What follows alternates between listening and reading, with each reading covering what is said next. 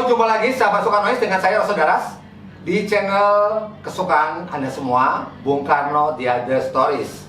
Ini adalah satu tayangan yang mencoba menguak sisi-sisi human interest dari seorang proklamator kita, putra Sang Fajar, presiden pertama, Insinyur Soekarno. Nah, kira-kira kalau saya memberi judul pada tayangan ini adalah apa kejahatan Bung Karno?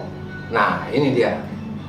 Menarik, karena orang pengen tahu apa sih kejahatan Bung Karno sehingga dia harus digulingkan. Begini, kata-kata apa kejahatan Bung Karno itu bukan dari saya, tetapi dari Bung Karno. Tetapi kalimat pertanyaan apa kejahatan Bung Karno tadi disampaikan Bung Karno untuk memberi klarifikasi tentang beberapa kejadian yang telah dia alami sebelumnya. Pertama, kejahatan Soekarno adalah karena dia bukanlah seorang muslim yang taat dan menolak menjadikan Indonesia sebagai negara Islam. Nah, sekali lagi, ini kata-kata Bung Karno. Konteksnya adalah bahwa dalam beberapa kali usaha pembunuhan langsung terhadap Bung Karno dilakukan oleh kader DITI pimpinan Kartosuwiryo yang mencita-citakan Indonesia sebagai negara Islam. Jadi itu semua sudah terbukti. Kayak misalnya penembakan saat Bung Karno sedang sholat Idul Adha. Itu dalam proses kemudian diketahui adalah anggota DITI. Yang kemudian penggranatan di Cikini, ada 9 anak dan seorang ibu-ibu yang meninggal seketika, dan 1 mobil Chrysler milik Bung Karno rusak. Bung Karno selamat, dan itu dilakukan oleh anggota dari DITI.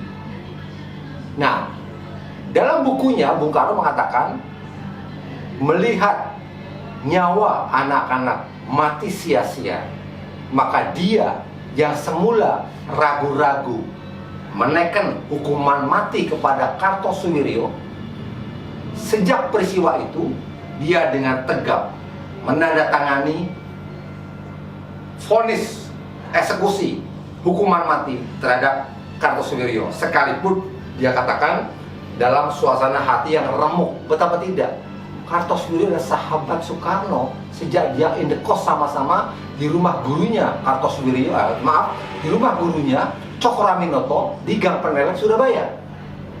Mereka bersahabat sangat baik, saling kritik, saling bercanda, saling diskusi, saling tukar pikiran. Itu makanan mereka sehari-hari. Tiba-tiba harus menghabisi. Itu kejahatan kenapa dia harus dibunuh. Itu versi dari kelompok ekstrim kanan.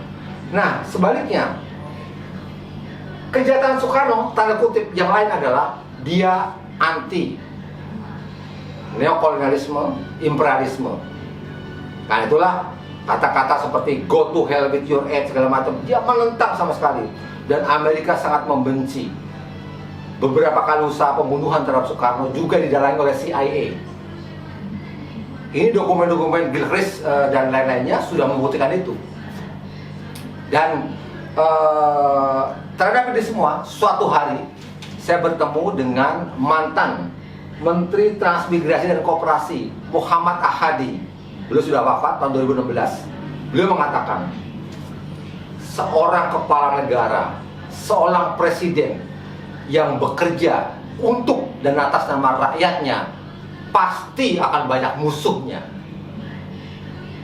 Sebaliknya, kepala negara, presiden yang tidak bekerja untuk rakyat relatif tidak punya musuh.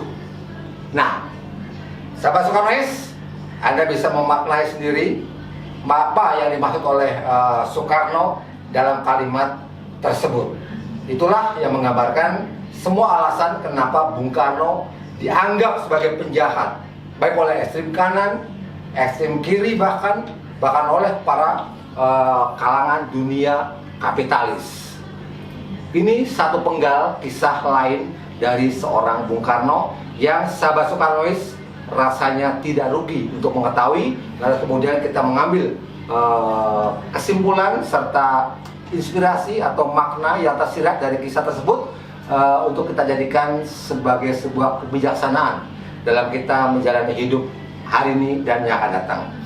Sekian sekilas tentang apa kejahatan Bung Karno yang saya share pada edisi kali ini, dan jangan lupa tetap ikuti channel Bung Karno dan The Stories. Syukur-syukur terima kasih kalau Anda berkenan mensubscribe akun ini sehingga saya makin bersemangat untuk berbagi kisah dengan Anda. Sekian dari saya, Rosodaras. Terima kasih dan sampai jumpa.